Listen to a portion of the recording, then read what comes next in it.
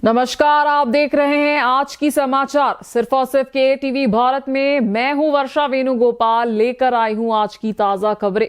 आज की बड़ी खबरों में से सबसे पहले एयरबस के दो इंसिडेंट्स है। एक A320 प्लेन में बीच हवा में सोलार फ्लेयर की वजह से कंट्रोल ग्लिच, दूसरा डिलीवरी वाले नए प्लेन्स में फ्यूजलेज फ्लॉ। दोनों की वजह से ग्लोबल एविएशन में हलचल हुई और एयरबस के शेयर्स गिर गए, लेकिन फ्लाइंग अभी भी सेफ है। पाकिस्तान में पूर्व पीएम इमरान खान की सुरक्षा और जेल की स्थिति पर विवाद जारी है।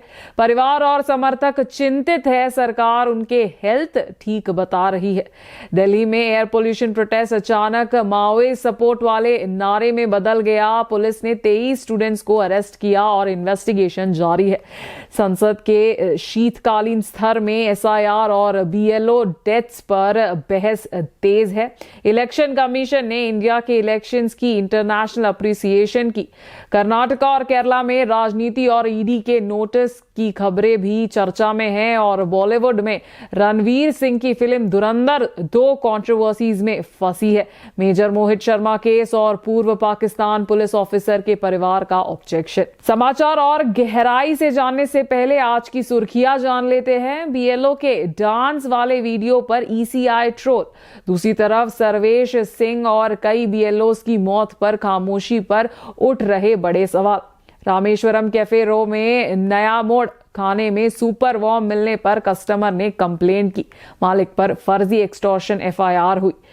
2025 का वर्ड ऑफ द ईयर बना रेज बेट। सोशल मीडिया पर गुस्सा दिलाकर ट्रैफिक बढ़ाने वाले कंटेंट को दिया जाता है ये नाम। Palakkad MLA sexual assault case में पहचान उजागर करने पर राहुल ईश्वर अरेस्टेड। पुलिस ने लैपटॉप सीज किया और इन्वेस्टिगेशन तेज की। राहुल ईश्वर बोले, मैं राहुल मानकुटतिल के लिए बोलना नहीं रोकूंगा।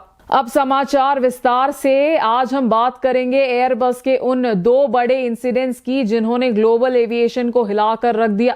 पहला इंसिडेंट पिछले हफ्ते हुआ। एक एयरबस A320 प्लेन बीच हवा में अचानक नीचे डिप हुआ। पायलट्स ने तुरंत कंट्रोल संभाल लिया, लेकिन जांच में जो कारण सामने आया वो किसी ने सोचा भी नहीं था।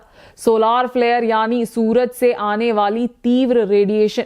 इस सोलार फ्लेयर ने प्लेन के फ्लाइट कंट्रोल कंप्यूटर को गलत सिग्नल्स भेजे। एलिवेटर और एलेरॉन जैसे पार्ट्स कुछ सेकंड्स के लिए लेट रिस्पॉन्ड किए। एयर में 1-2 सेकेंड की डिले भी बहुत बड़ी बात होती है। इसी वजह से एयरबस को ग्लोबल एडवाइजरी जारी करनी पड़ी और A320 फैमिली के कई प्लेन्स को टेम्पररी ग्राउंड करना पड़ा। एक्सपर्ट्स का कहना है कि सोलार एक्टिविटी हर 11 साल में पीक पर होती है और कभी कभी ये एयरक्राफ्ट सैटेलाइट्स या पावर ग्रिड्स तक को इफेक्ट कर सकती है। जब एयरबस पहली क्राइसिस हैंडल ही कर रहा था, तभी दूसरी खबर आ गई। कंपनी ने बताया कि कुछ अनडिलीवर्ड A320 एयरक्राफ्ट में फ्यूजलेज प्लेन यानी प्लेन के आउटर मेटल बॉडी में एक क्वालिटी फ्लॉ मिला है। अभी सर्विस में जो प्लेन्स चल रहे हैं उन पे कोई असर नहीं है, लेकिन नए एयरक्राफ्ट की डिलीवरी डिले हो गई है। इस अनाउंसमेंट के बाद एयरबस के शेयर्स लगभग 10% तक गिर गए। एविएशन सेक्टर में इसे लेकर चिंता बढ़ गई, क्योंकि आज दुनिया के पास पैसेंजर एयरक्राफ्ट बनाने के लिए सिर्फ 2 ही बड़े ऑप्शंस है, एयरबस और बोइंग। मतलब अगर एक कंपनी को प्रॉब्लम होती है तो एयरलाइंस के पास कोई बैकअप नहीं होता। दोनों इंसिडेंट्स, एक कॉस्मिक और एक कॉर्पोरेट, मिलकर एक बात साफ करते हैं, मॉडर्न एविएशन सिस्टम कितना डेलिकेट हो चुका है। एक छोटा सॉफ्टवेयर ग्लिच, एक मैन्युफैक्चरिंग फ्लॉ या सूरज से आने वाली रेडिएशन सब ग्लोबल ट्रैवल को डिस्टर्ब कर सकते हैं। फिलहाल एयरबस सॉफ्टवेयर अपडेट और क्वालिटी फिक्सेस पर काम कर रहे हैं और एविएशन अथॉरिटीज ने कहा है कि फ्लाइंग अभी भी बिल्कुल सेफ है। पाकिस्तान की सियासत इस वक्त एक बड़े सवाल के आसपास घूम रही है। क्या former prime minister Imran Khan safe है और क्या वो सचमुच में रावलपिंडी के अदियाला जेल में ठीक है? क्योंकि पिछले 47 दिन से उनके बारे में कोई पक्की इंफॉर्मेशन सामने नहीं आई है। इमरान खान के बेटे कासिम और सुलेमान का कहना है कि सरकार कुछ बहुत बड़ा छुपा रही है। उन्होंने ये तक कहा कि उन्हें नहीं पता कि उनके फादर जिंदा भी है या नहीं। कासिम ने एक इंटरनेशनल एजेंसी से बात करते हुए कहा, हमारे पास इस बात का कोई सबूत नहीं कि हमारे फादर अलाइव है। कुछ ऐसा छुपाया जा रहा है जिसका बाद में कोई सॉल्यूशन नहीं होगा। इमरान खान की पूर्व पत्नी जमीमा गोल्डस्मिथ ने भी सोशल मीडिया पर लिखा कि बच्चों को अपने फादर से बात तक करने की परमिशन नहीं दी जा रही। वहीं उनकी तीनों बहनें कह रही है कि कोर्ट ऑर्डर के बावजूद उन्हें 3 हफ्तों से इमरान से मिलने नहीं दिया गया। फैमिली का यह भी आरोप है कि इमरान खान को एक डेथ सेल जैसे सॉलिटरी कन्फाइनमेंट में रखा गया है, जहां किसी को भी उनसे मिलने नहीं दिया जा रहा। उनके बेटे का कहना है कि ये जानबूझकर ब्लैकआउट किया गया है। दूसरी तरफ एक जेल ऑफिशियल ने नाम न बताने की शर्त पर बताया कि इमरान खान बिल्कुल ठीक है और उन्हें किसी नए हाई सिक्योरिटी लोकेशन पर शिफ्ट करने का कोई प्लान नहीं है। लेकिन सरकार ने अदियाला जेल के बाहर सेक्शन 144 लगा दी है ताकि कोई बड़ा प्रोटेस्ट ना हो। पीटीआई सपोर्टर्स पहले से ही सड़क पर उतर चुके हैं। आपको याद दिला दे, इमरान खान की लास्ट सोशल मीडिया पोस्ट 5 नवंबर को आई थी, जिसमें उन्होंने पाकिस्तान के army chief general Asim Munir पर सीधा आरोप लगाया था। उसके बाद से उनका कोई अपडेट नहीं आया। इमरान खान अगस्त 2023 से जेल में हैं और उनके खिलाफ कई केसेस चल रहे हैं। उनके सपोर्टर्स का कहना है कि सरकार और आर्मी मिलकर उन्हें प्रेशराइज कर रही है। फिलहाल उनका परिवार, सपोर्टर्स और पूरा मुल्क सिर्फ एक ही चीज जानना चाहता है, इमरान खान की हेल्थ कंडीशन क्या है, उन्हें मिलने की परमिशन क्यों नहीं दी जा रही और क्या उनकी सेफ्टी को लेकर कुछ सचमुच छुपाया जा रहा है। दिल्ली में एयर पोल्यूशन पर हुआ एक सिंपल सा लगने वाला प्रोटेस्ट अचानक एक बड़ा कंट्रोवर्सी बन गया। सवाल ये है कि क्या ये प्रोटेस्ट सच में बदलती हवा की पूरी क्वालिटी के अगेंस्ट था या फिर माओइस्ट कमांडर मधवी हिदमा के एनकाउंटर का इनडायरेक्टली प्रोटेस्ट था।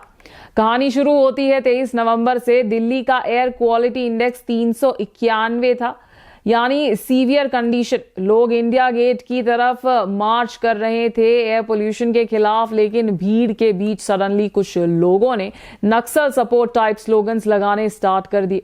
पोस्टर्स के पीछे एक प्लकार्ड क्लियरली दिख रहा था जिसमें लिखा था कि मधवी हिदमा का एनकाउंटर फेक है।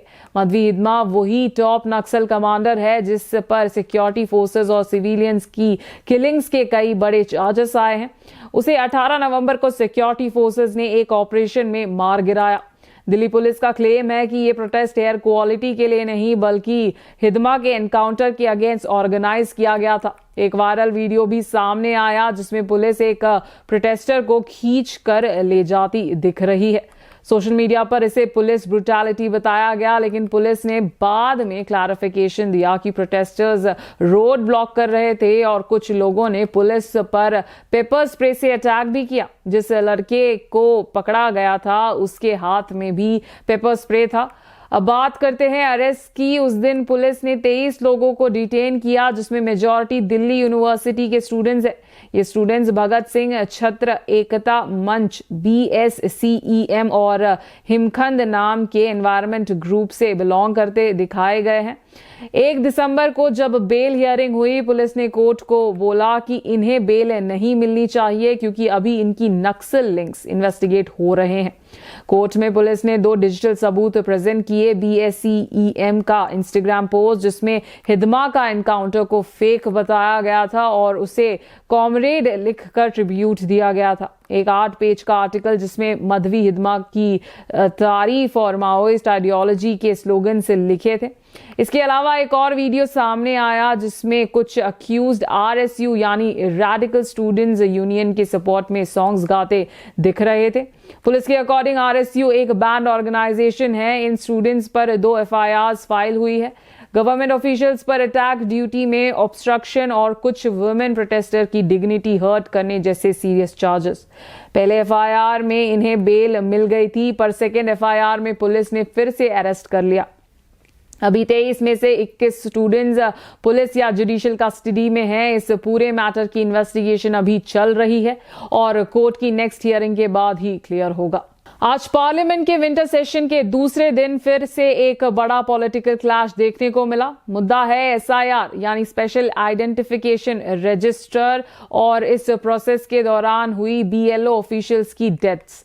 ऑपोजिशन का कहना है कि जब पूरे देश में इतना बड़ा एक्सरसाइज चल रहा है तो पार्लियामेंट में बाकी काम रोककर सिर्फ इस पर एक्सक्लूसिव डिस्कशन होना चाहिए। आम आदमी पार्टी के एमपी संजय सिंह ने इस पर तुरंत स्पेशल डिबेट का नोटिस दिया। उसके बाद पूरा ऑपरेशन एकजुट होने की कोशिश में लग गया है, क्योंकि इस बार सिर्फ बिहार नहीं 12 स्टेट्स में एसआईआर चल रहा है। इसीलिए पॉलिटिकल प्रेशर काफी ज्यादा है।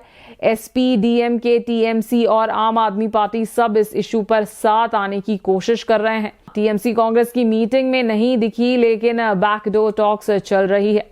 सरकार का स्टैंड भी थोड़ा चेंज हुआ है। पिछली बार गवर्नमेंट डायरेक्ट डिबेट से बच रही थी, लेकिन अब यूनियन मिनिस्टर किरण रिजिजू ने कह दिया है कि सरकार एसआईआर हो या इलेक्टोरल रिफॉर्म्स, किसी भी इशू पर डिस्कशन से नहीं डरती। ऑपोजिशन की टेंशन ये है कि अगर डिबेट इलेक्टोरल रिफॉर्म्स पर शिफ्ट हो गई तो एसआईआर का कोर इशू हल्का पड़ सकता है। जबकि सरकार कह रही है सुप्रीम कोर्ट ने एसआईआर को ग्रीन सिग्नल दिया है। बिहार में भी सब स्मूथली हुआ तो फिर डिबेट से क्या डर। ओवरऑल एसआईआर इस सेशन का सबसे बड़ा पॉलिटिकल फ्लैश पॉइंट बन चुका है। आने वाले दिनों में कॉन्फ्रंटेशन और बढ़ने के क्लियर सिग्नल्स मिल रहे हैं। अब चलते हैं आज के सबसे बड़ी खबर पर। क्या संचार साथी ऐप आपके फोन में जबरदस्ती डाला जाएगा या फिर ये ऑप्शनल होगा? सरकार ने रिसेंटली मोबाइल कंपनीज को ऑर्डर दिया है कि हर न्यू स्मार्टफोन में संचार साथी ऐप इंस्टॉल होना चाहिए, प्री इंस्टॉल होना चाहिए। पुराने फोन्स में भी ये ऐप सॉफ्टवेयर अपडेट के थ्रू आएगा। सरकार का कहना है कि इस ऐप का मेन पर्पस है लोगों को फ्रॉड, फेक मोबाइल कनेक्शंस और स्टोलन फोन से बचाना। गवर्नमेंट डाटा के हिसाब से इस ऐप की हेल्प से 20 लाख चोरी हुए फोन्स ट्रेस किए गए और 7 लाख फोन्स वापस उनके ओनर्स तक पहुंचाए गए। लेकिन ऑपोजिशन इस डिसीजन को प्राइवेसी का उल्लंघन बता रहा है। प्रियंका गांधी ने कहा कि ये देश को एक सर्वाइलेंस स्टेट में बदलने जैसा है और लोगों की प्राइवेट चैट्स भी सेफ नहीं रहेगी। इस बीच ज्योतिरादित्य का एक बड़ा क्लैरिफिकेशन आया। उन्होंने क्लियर कहा कि ना कोई स्नूपिंग हो रही है, ना कोई कॉल मॉनिटरिंग। ऐप को डिलीट करना बिल्कुल पॉसिबल है और ये मैंडेटरी बिल्कुल भी नहीं है। मिनिस्ट्री के हिसाब से ऐप तभी एक्टिवेट होगा जब आप खुद इसको रजिस्टर करेंगे। अगर आप रजिस्टर नहीं करना चाहते तो ऐप इनएक्टिवेट ही रहेगा और अगर आपको बिल्कुल पसंद नहीं है आप इसे डिलीट भी कर सकते हैं। सरकार का मानना है कि ये सिर्फ कस्टमर प्रोटेक्शन का स्टेप है ताकि कोई भी फ्रॉड से बचने वाला टूल हर फोन में अवेलेबल हो।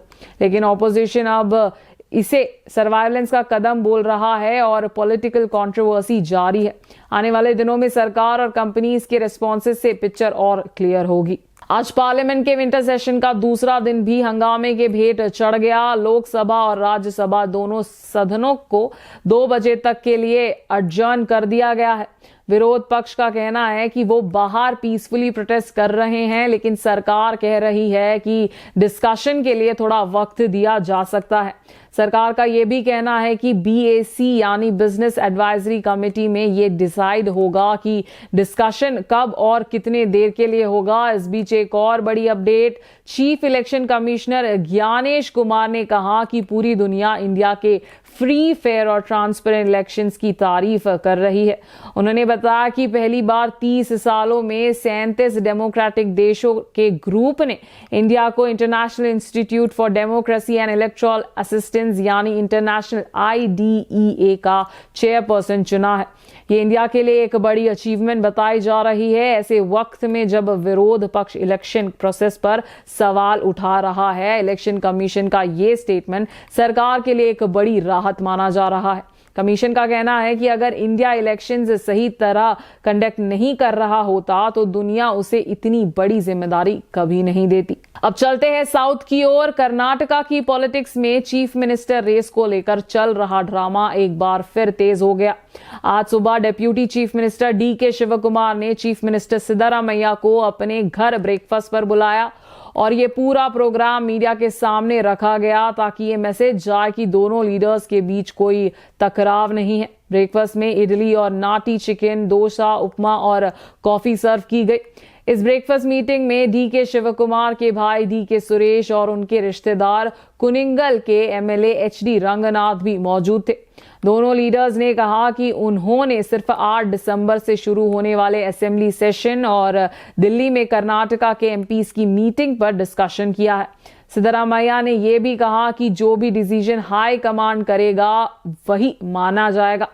मतलब उन्होंने क्लियरली डीके शिवकुमार की सीएम बनने की इच्छा को एक्नॉलेज किया। लेकिन सोर्सेस के मुताबिक हाईकमान ने इस वक्त डीके शिवकुमार को दिल्ली ना आने की सलाह दी है और स्टेटस को मेंटेन करने को कहा है। मतलब फिलहाल कोई चेंज नहीं। दूसरी तरफ बीजेपी लगातार आरोप लगा रहा है कि कांग्रेस के अंदर की ये खिंचतान कर्नाटका की गवर्नेंस को ठप कर रही है। डेवलपमेंट रुक गया है, एडमिनिस्ट्रेशन स्लो हो गया है और गवर्नमेंट सिर्फ कुर्सी की लड़ाई में उलझी हुई है। हालांकि सोशल मीडिया पर दोनों लीडर्स यूनिटी का मैसेज दे रहे हैं, लेकिन पॉलिटिकल एक्सपर्ट्स के मुताबिक ये सिर्फ टेम्पररी सीज फायर है। टकराव खत्म नहीं हुआ है, बस शांत दिख रहा है। कर्नाटका में चीफ मिनिस्टर रेस का पॉलिटिकल ड्रामा अभी खत्म नहीं, बल्कि और गहराया जा रहा है। केरला की पॉलिटिक्स में आज एक बड़ी खबर सामने आई है। ईडी ने केरला के चीफ मिनिस्टर पिनराई विजयन, उनके chief principal secretary KM Abraham और former finance minister TM Thomas Isaac को शो कॉज नोटिस इशू किया है। ये केस है 467 करोड़ रुपए के FEMA वॉयलेशन का। सोर्सेस के मुताबिक ये नोटिस KIIFB से जुड़ी है, जिन्होंने मसाला बॉन्ड्स के थ्रू 2673 करोड़ रुपए रेज किए थे। एलिगेशन है कि इसमें से 467 करोड़ रुपए लैंड परचेस में यूज किए गए, जो RBI के रूल्स के अगेंस्ट है। मतलब पैसा ऐसा काम में यूज हुआ जो लीगली अलाउड नहीं था। ईडी ने नोटिस 12 नवंबर को इशू किया, लेकिन यह भी बताया गया कि इन्वॉल्व लोगों को पर्सनल हियरिंग के लिए फिजिकली प्रेजेंट होने की जरूरत नहीं है। याद दिला दे 2023 में ईडी ने केरला ऑफिशियल्स के against UAE gold smuggling case में इन्वेस्टिगेशन स्टार्ट की थी। तब 4 करोड़ रुपए के एलिज्ड ब्राइबरी लिंक और 60 लाख रुपए कैश सीज हुई थी। अक्यूज ने क्लेम किया कि मनी लॉन्डर करने के लिए कई स्टेप्स लिए गए, जिसमें मेन अक्यूज्ड और उनके एसोसिएट्स की रोल थी। इन्वेस्टिगेशन अब चल रही है और पॉलिटिकल सर्कल्स में भी ये टॉपिक डिस्कशन का सेंटर बना हुआ है। आखिर में एंटरटेनमेंट न्यूज। रणवीर सिंह की फिल्म धुरंधर एक के बाद एक कंट्रोवर्सीज में फंस रही है। हाल ही में मेजर मोहित शर्मा वाला केस भी रिजॉल्व भी नहीं हुआ था कि अब फिल्म एक नए कंट्रोवर्सी में आ गया है। इस बार मामला है former Pakistan police officer Chaudhry Aslam Khan की वाइफ नरीन खान का। उन्होंने फिल्म के मेकर्स के खिलाफ लीगल एक्शन की वार्निंग दे दी है। चौधरी असलम खान वही ऑफिसर है जिनके इंस्पिरेशन से संजय दत्त का कैरेक्टर बनाया गया है। असलम रियल लाइफ में एनकाउंटर स्पेशलिस्ट थे और उन्होंने पाकिस्तान में कई गैंग्स और ड्रग कार्टल्स को खत्म किया था। ट्रेलर में संजय दत्त के कैरेक्टर का नाम भी SP चौधरी असलम रखा गया है। नारिन खान का कहना है कि उन्हें डर है कि उनके हस्बैंड को नेगेटिव तरीके से दिखाया गया है। ट्रेलर में उन्हें जिन और शैतान का बच्चा कहा गया, जिससे सिर्फ असलम नहीं बल्कि उनकी मां का भी अपमान हुआ। नरीन कहती है कि अगर फिल्म में उनके हस्बैंड को गलत तरीके से प्रेजेंट किया गया तो वो लीगल एक्शन लेंगी। उन्होंने ये भी कहा कि फिल्म में दिखाए गए कुछ बदमाशों को टेररिस्ट जैसे दिखाना रियलिटी से मैच नहीं करता। याद दिला दे कि ये फिल्म का दूसरा कंट्रोवर्सी है। इससे पहले मेजर मोहित शर्मा के पेरेंट्स भी फिल्म के खिलाफ दिल्ली हाई कोर्ट गए थे। उनका कहना था कि उनके बेटे पर बिना परमिशन फिल्म बनाई गई और कुछ ऑपरेशंस और टेक्निकल डिटेल्स ऐसे दिखाए गए जो इंडियन आर्मी को नुकसान पहुंचा सकते हैं। तो ये थी आज की ताजा खबरें। देश और दुनिया में हर पल बदलती स्थिति पर नजर रखना बेहद जरूरी है। हम आप तक ले आते रहेंगे सही और भरोसेमंद अपडेट्स। मैं हूं वर्षा वेणुगोपाल, आपसे विदा लेती हूं। देखते रहिए KTV भारत।